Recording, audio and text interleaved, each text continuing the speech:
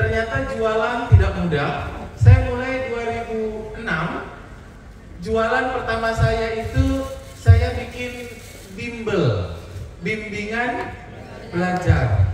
Saya jadi gurunya yang ngajar, saya juga yang bikin posternya, yang desain, saya yang tempel-tempel ke sekolah-sekolah. Kalau ada yang daftar, saya yang melayani adminnya. Kalau mau belajar, saya yang bersih-bersih kelasnya. Saya melakukan semuanya sendirian. Saya adalah CEO-nya, Chief Everything Officer. Saya melakukan semuanya sendirian. 2006 saya mulai mengajar, saya dapat murid. Saya senang sekali dapat murid, saya yang ngajarin. Karena saya bisa mengajar, akhirnya murid saya banyak. Karena murid saya banyak, saya mengajarnya mulai jam 7 pagi sampai jam 9 malam. Ganti-gantian, setiap 1 jam atau 1,5 jam gantian. Murid berikutnya, grup berikutnya, satu grup ada yang 10 orang, ada yang 15 orang, ada yang 9 orang. Sampai jam 9 malam. Pulang ke rumah jam 9 sampai rumah jam 10 hanya butuh kasur. Tidur sebentar, besok pagi habis subuh siap-siap berangkat lagi. Awal-awal saya senang melakukannya. Dapat uangnya juga lumayan. Tapi saya berpikir lama-kelamaan, mau sampai usia berapa saya mengajar sendirian. Masa saya udah 50-an tahun masih tetap aja ngajar gitu ya. Saya berpikir kayaknya saya harus cari karyawan. Lalu saya cari karyawan guru yang lain untuk mengajar. Tapi ternyata anak-anak muridnya lebih suka diajarin sama saya. Jadi akhirnya gurunya nganggur. Akhirnya saya kembali lagi yang ngajar. Penghasilan saya alhamdulillah 2006 itu dapat 12 juta rupiah, tapi mentok, nggak bisa lagi nambah. Karena apa? Waktu saya sudah habis, tenaga saya sudah habis, jam ngajar udah nggak bisa nambah. Saya berpikir, bisa nggak sih dapat uang 1 miliar 1 bulan? Kira-kira menurut Bapak Ibu kalau kerjanya kayak gitu tadi, bisa nggak dapat 1 miliar 1 bulan? Hah? Susah ya? Susah kan? Iya, susah. 2006. Sekarang 2024. Jumlah karyawan saya 500-an orang lebih. Biaya gaji karyawan hampir 2 miliar 1 bulan. Tapi saya pengen cerita bagaimana memulainya dulu 2006. Saya berpikir gimana ya? Ini bisa jadi pertanyaan yang sama yang mungkin Bapak Ibu juga bertanya. Bisa nggak sih dengan pola yang sekarang saya dapat uang miliaran 1 bulan? Ada nggak yang pernah bertanya kayak begitu? Ada? Oke. Nah Bapak dan Ibu semuanya, saya mulai merubah. Saya mulai merubah bisnis karena saya kira ini kayaknya bisnis ini salah ini. Saya nggak bakalan bisa dapat miliaran kalau bisnisnya bimbel. Saya tutup bisnisnya, saya bikin warung makan tahun 2008. Warung makan dimulai. Jam 3 pagi, saya sudah harus ke pasar untuk belanja. Ternyata lebih sengsara. Jam 6 sudah buka warung karena warungnya di belakang kampus UNS di daerah Pengoresan. Anak-anak mahasiswa makan sebelum mereka berangkat sarapan jam 6. Jadi jam 6 sudah harus buka, makanan sudah siap. Jam 9 tutup. Tidak boleh langsung pulang, harus bersih-bersih semuanya. Angkat kursi ke atas meja, rapikan, baru pulang. Sampai rumah jam 10, tidur jam 3, bangun lagi ke pasar. Saya menjalaninya ternyata lebih capek. Dan saya harus duduk di kasir.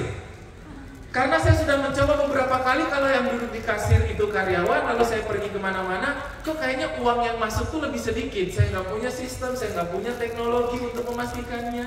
Saya jadi suudzon, jadi curiga sama karyawan sendiri.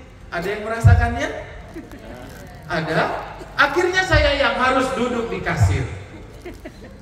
Saya bilang, ini saya punya bisnis atau bisnis yang punya saya? Ini siapa sih tuannya?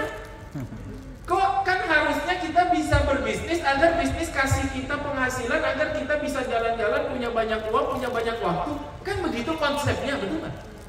Tapi kok jadinya saya jadi uangnya nggak ada, waktunya nggak punya, saya yang harus mengerjakan agar bisnis ini menghasilkan uang. Kalau saya nggak mengerjakan, bisnis ini nggak jalan. Ini kayaknya ada yang salah dengan caranya. Akhirnya warung tutup. Saya bilang saya harus bikin bisnis yang bersistem kayaknya teknologi-teknologi.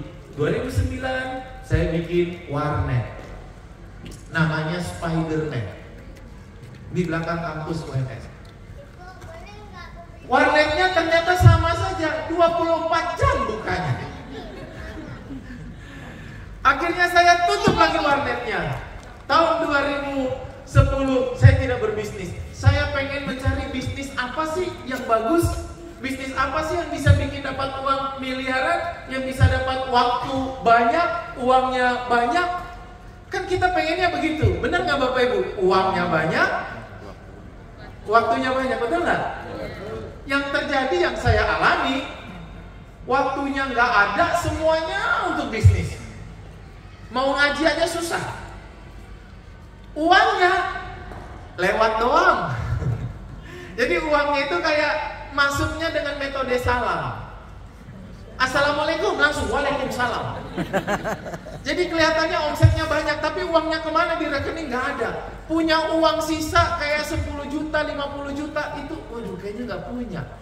Padahal uang itu omsetnya kelihatannya barang berputar, capek banget, tapi uang sisanya mana ya? Nggak ada. Kan saya tuh pengennya tiap akhir bulan ada sisa 100 juta, alhamdulillah, gitu. Bapak Ibu maunya gitu nggak? Dulu saya terjebak lama sekali. Dulu terjebak lama banget. Lalu saya berpikir, apa yang salah? Kayaknya ada yang salah. Apakah bisnis saya yang salah? Ternyata jawabannya, bisnis tidak pernah salah. Bisnis apapun bisa membuat kita kaya raya. Pernah nggak lihat orang jual rongsokan, terus uangnya banyak, rumahnya besar? Pernah? Rongsok loh itu, orang buang itu barangnya, apalagi yang kita jual barang yang sehat, menyehatkan, yang bermanfaat bagi orang, harusnya jauh lebih kaya, betul nggak? Jadi bukan soal bisnisnya. Maka kalau kita ingin supaya bisnis kita berkembang, uang kita banyak, yang harus kita perbaiki adalah orangnya. Siapa yang harus perbaiki? Makanya saya kemudian mendapatkan kesimpulan, bisnis apapun yang saya kerjakan, bisnis apapun yang saya lakukan, saya tidak akan pernah mendapatkan uang banyak, tidak akan pernah mendapatkan hasil banyak kalau saya tidak pernah memperbaiki orangnya. Kalau orangnya itu tangan kanan saya, kemampuan saya dalam berbisnis itu di sini, maka omset, penghasilan itu selalu di bawah sini. Penghasilan saya tidak akan lebih tinggi daripada kemampuan saya. Penghasilan saya, kemampuan saya 10, penghasilan saya paling 7.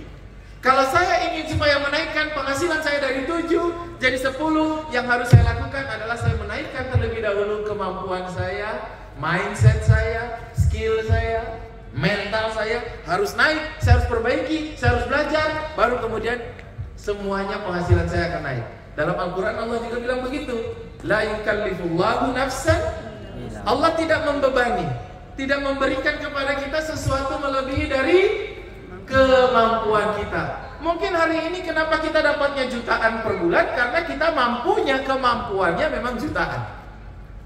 Bukan karena Allah itu nggak mau ngasih kita miliaran, bukan karena Allah itu miskin, bukan karena Allah itu nggak mampu, tapi karena Allah itu adil. Allah memberikan segala sesuatu sesuai dengan kapasitas dan kemampuan daya tampung kita. Maka ketika saya memahami ilmu pertama ini, yang saya lakukan Bapak Ibu, saya berhenti, saya tidak mau berbisnis dulu, karena saya bisnis apapun, saya tidak akan pernah berhasil, karena yang salah bukan bisnisnya, yang salah adalah orangnya. Maka saya perbaiki pertama kali adalah orangnya. Maka Bapak Ibu semuanya, saya mulai fokus untuk memperbaiki diri. Saya fokus untuk belajar. Saya fokus memperbaiki mindset, memperbaiki mentalitas saya, memperbaiki skill saya. Kecepatan saya belajar menentukan kecepatan saya bertumbuh. Ilmu pertama yang saya pelajari, agar saya bisa berhasil, namanya ilmu leadership. Namanya ilmu apa? Leadership. Saya kasih tahu Bapak Ibu. Bapak Ibu pengen punya uang banyak dan waktu banyak? Yang pengen uang banyak, waktu banyak, siapa angkat tangan saya? Oke, turunkan. Bisnis itu sederhana. Setelah saya belajar ke sana, kemari, ke kiri, ke kanan, ke timur, ke barat, salah satu ilmu yang saya dapatkan sederhana. Bisnis itu, kalau kita kekurangan uang yang masuk, kekurangan omset yang masuk, perbaiki tim kita. Saya ulangi. Kalau kita kekurangan uang, yang diperbaiki apa? Kalau kita kekurangan waktu, yang diperbaiki cara atau sistem kita. Saya ulangi. Pengen uang banyak? Perbaiki tim kita, jaringan kita, karyawan kita, semua orang yang bekerja dengan kita. Kalau pengen waktunya banyak, perbaiki sistem kita. Kalau Bapak Ibu memperbaiki cara bekerja, sistemnya dibuat, terus aturan dibikin, namun tidak memperbaiki orangnya, mungkin waktunya akan banyak, tapi uangnya nggak ada. Saya diulangi. Kalau Bapak Ibu fokus memperbaiki orangnya, tapi tidak memperbaiki aturan dan sistemnya, maka mungkin uangnya banyak, tapi waktunya nggak ada karena nggak berpola, karena nggak bersistem. Maka cuman ada dua hal. Yang pertama yang harus kita lakukan, kalau pengen memperbanyak uang masuk, perbaiki tim. Tim kita tuh siapa? Reseller, mitra, agen, betul? Jaringan kita dan juga karyawan kita, semua orang yang bekerja dengan kita. Kalau ingin memperbaiki waktu supaya waktu kita banyak, sistem. Kalau uangnya masuknya sedikit, waktunya juga sedikit, itu perbaiki ownernya. Bisa dipahami? Nah, Bapak Ibu, yang Bapak Ibu rasakan hari ini yang mana?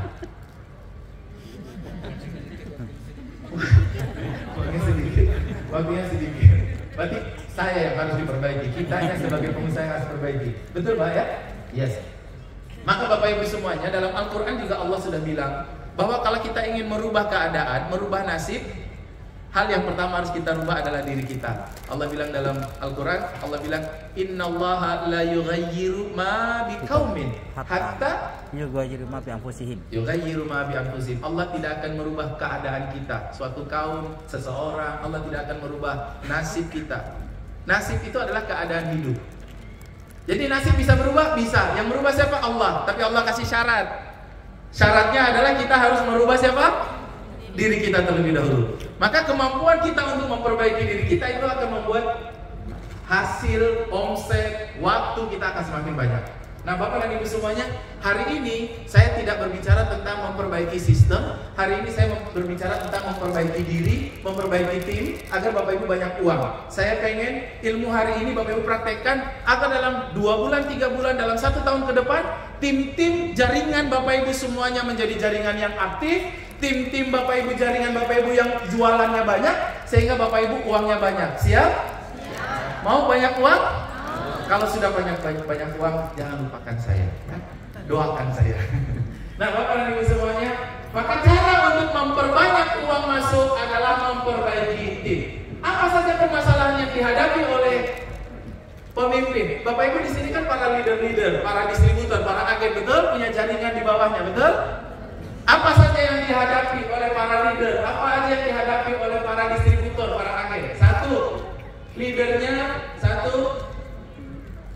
punya leadership problem. Yang pertama adalah leadernya tidak punya clear goal. Tidak punya clear goal. Saya kasih contoh begini, Bapak Ibu yang pengen sukses siapa tadi angkat tangannya? Semua? Saya mau tanya, Pak Haji, pengen sukses? Pengen. Suksesnya Bapak itu kalau Bapak sudah bisa bermanfaat untuk orang banyak. Siap saya manfaatin? Siap gak? Katanya mau bermanfaat.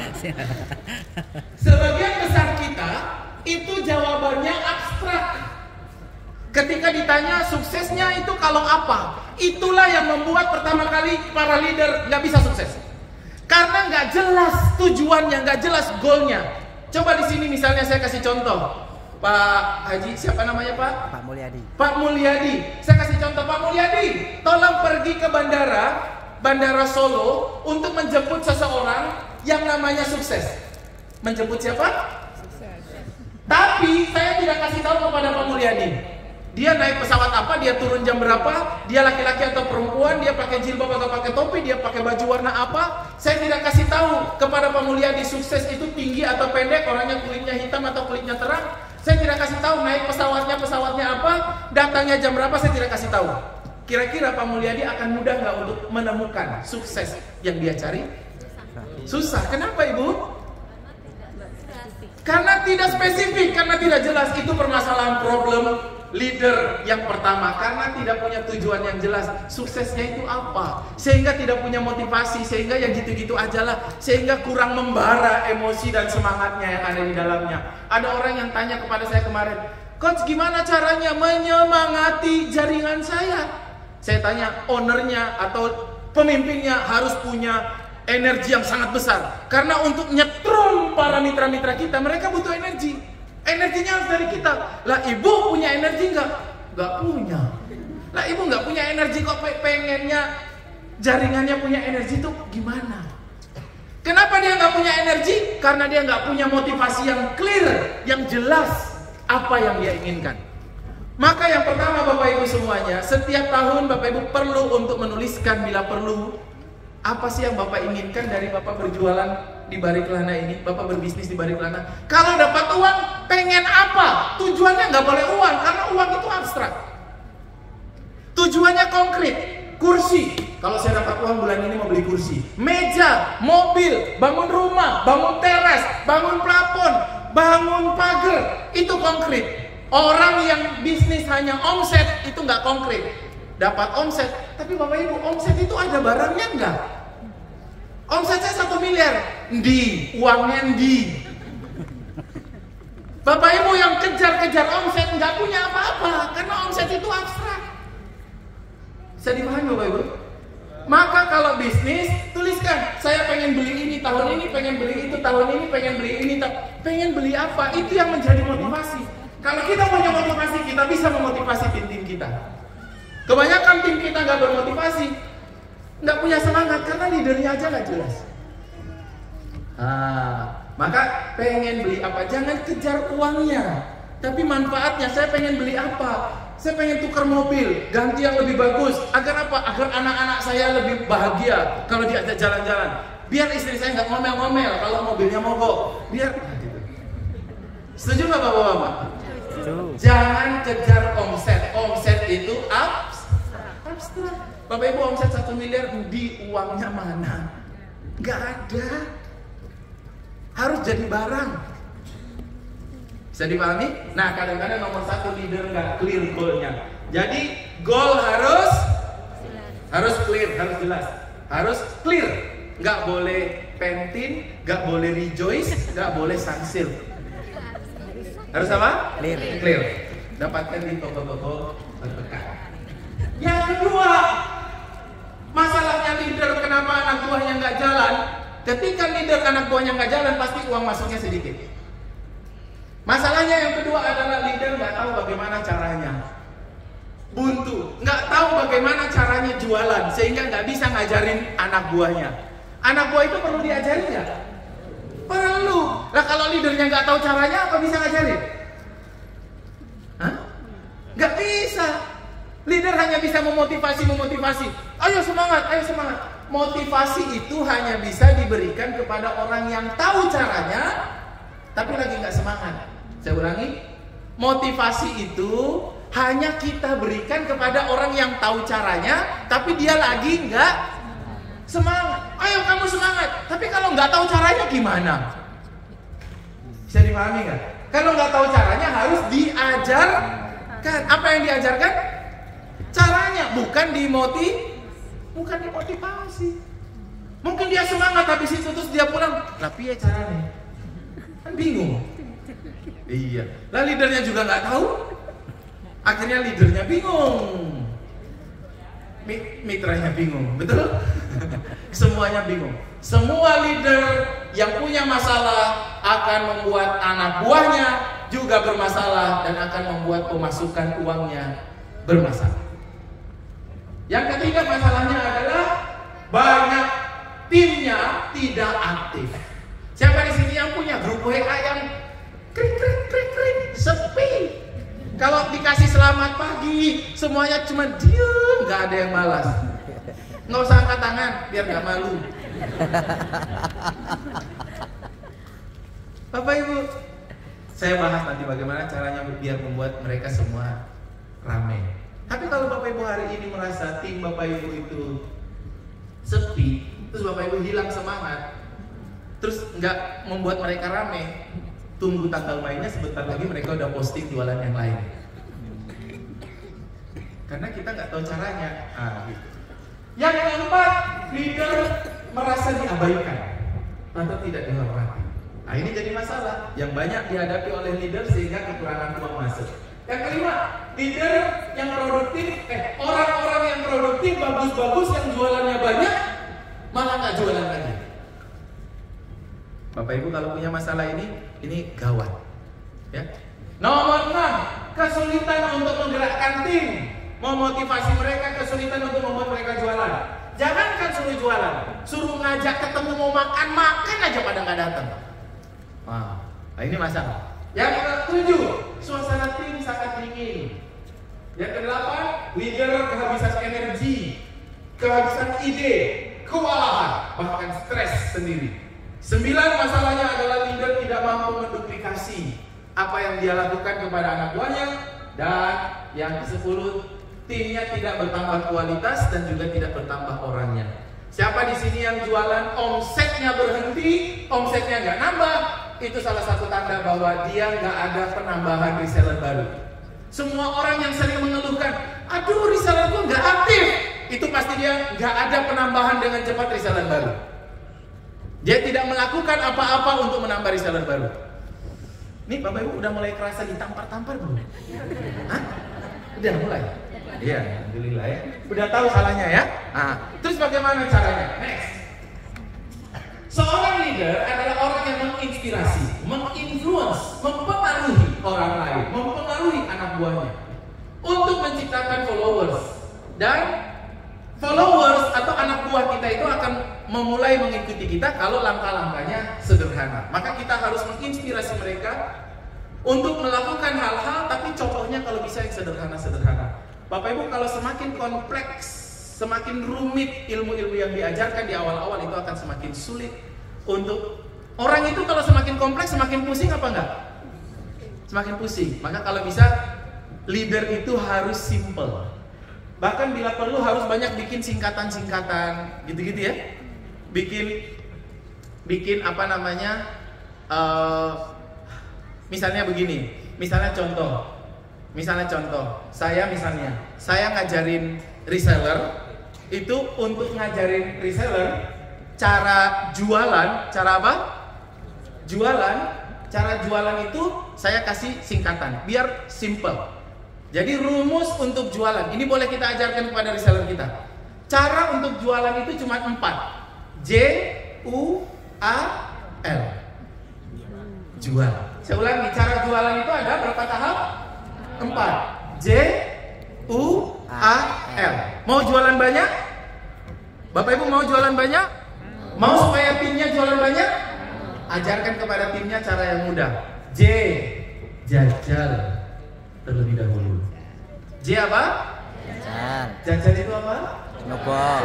Semua Bapak Ibu, timnya Bapak Ibu, pastikan kepada tim-tim di bawah Bapak Ibu, pastikan mereka telah mencoba, mereka telah menggunakan produk-produk Bariklana terlebih dahulu sebelum mereka jualan. Orang-orang yang menggunakan produk Bariklana terlebih dahulu, lalu mereka jatuh cinta terhadap produknya, mereka suka dengan produknya, maka mereka akan semakin banyak bisa jualan dibandingkan orang yang bahkan minum susunya aja belum pernah, terus jualan, terus ngomongnya enak, ngomongnya ora perengus, ngomongnya nggak amis. Emang udah coba?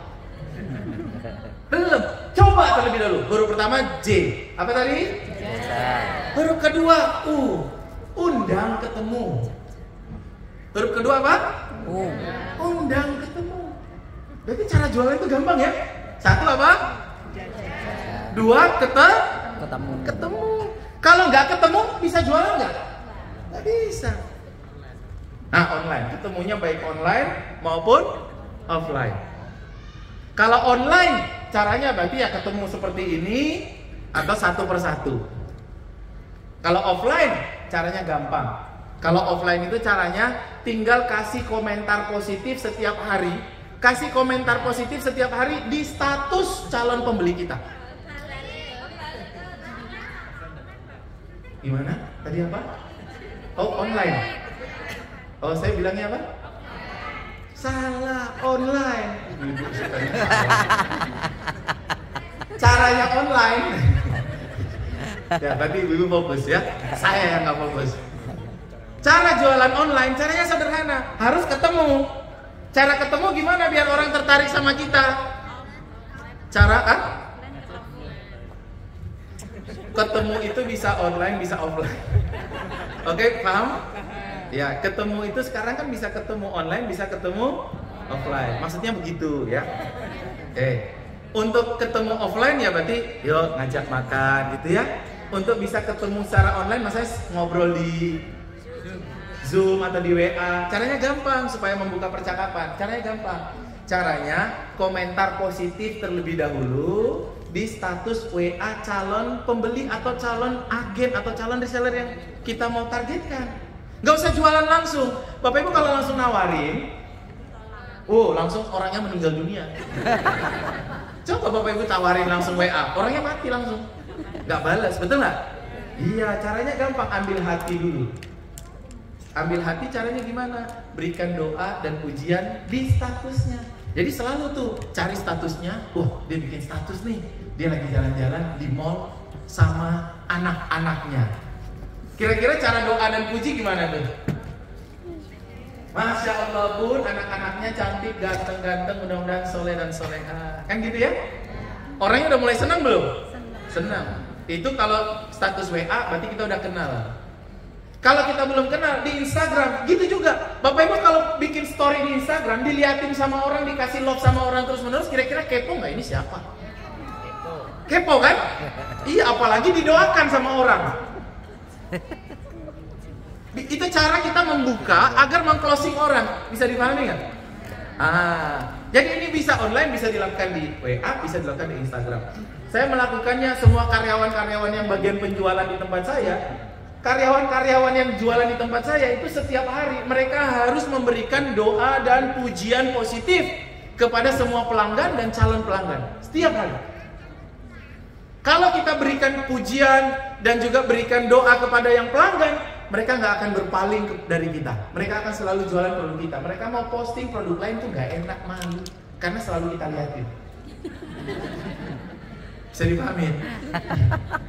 Selalu kita liatin. Begitu pula calon pembeli, kita doakan. Kalau dia lagi makan-makan, ibunya lagi makan-makan sama suaminya, kita doakan, kita puji. Bu, suaminya ganteng banget, di review dong. Jangan ya. Itu kayaknya langsung diblokir. Ya. Jadi itu cara kita. Nah, saya mengajarkan ini pola-pola sederhana. J, habis itu U, habis itu A. A itu ajak beli atau ajak gabung. Ajak beli atau ajak gabung. Terakhir huruf L. L itu apa kira-kira? Langsung kontuku. Langsung kontuku. L itu lakukan setiap hari. Jadi cara jualan itu gampang. J U A L. J-nya jajan. Bapak Ibu ajarkan kepada timnya. Cuma gitu cara jualan. Iya, berarti tiap hari jajal. Berarti tiap hari harus mengkonsumsi produk-produk kita. Betul? Habis itu tiap hari harus undang, ngajak orang ketemu, ngajak orang ngobrol. Nggak boleh jualan itu cuma diem. Kok nggak ada yang WA ya? Paham nggak ini ceritanya? Semua orang yang cuma kok nggak ada yang WA ya pasti nggak laku. Kita yang harus mulai menyentuh, menghubungi orang. Habis itu kalau udah ngobrol-ngobrol, dia udah percaya, ajak beli, ajak gabung. Harus, ya namanya jualan ya harus ajak beli, ajak gabung.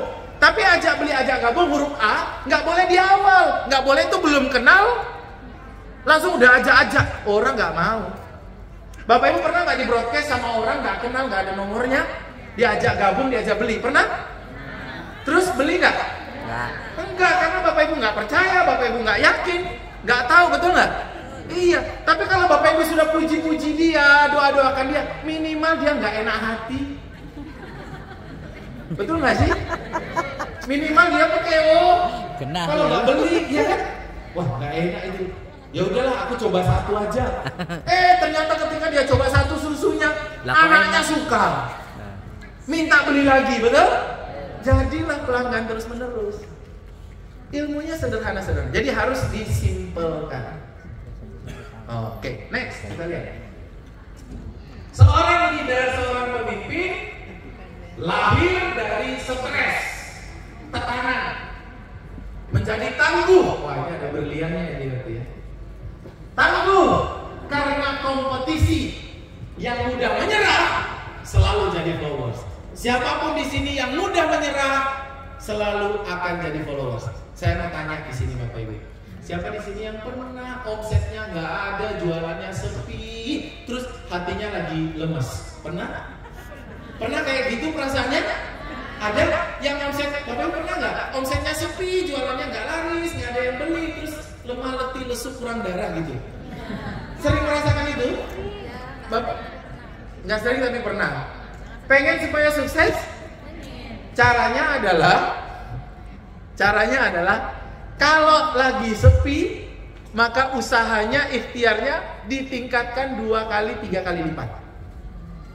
Semua orang yang ketika jualannya sepi, lalu dia pengen rebahan, pengen turu, pengen healing terus hilang. Gitu ya. Pengen jalan-jalan, itu akan selalu tidak pernah jadi orang sukses. Kalau mau sukses, semua orang sukses, semua pemimpin sukses itu punya kemampuan. Dalam bahasa Inggris itu disebut self-resilience. Apa itu? Kemampuan untuk tetap teguh, kemampuan untuk tetap semangat, kemampuan untuk bekerja keras walaupun keadaan hati kita lagi hancur sehancur-hancurnya. Sehancur apapun perasaan kita di malam hari, lagi habis ditipu, habis dikhianati, di PHP sama pembeli, katanya mau order, mau transfer, nggak jadi-jadi. Sehancur apapun perasaan kita di hari itu, di malam itu, besok pagi kita tetap tersenyum, ketemu orang, prospek-prospek, ngajak orang gabung, ngajak orang beli, seakan-akan tidak ada masalah. Kalau Bapak Ibu bisa melakukannya, maka pertolongan Allah akan datang kepada Bapak Ibu dan memenangkan Bapak Ibu. Dalam bahasa Arabnya, tadi bahasa Inggrisnya namanya self-resilience. Dalam bahasa Arabnya disebut sabar.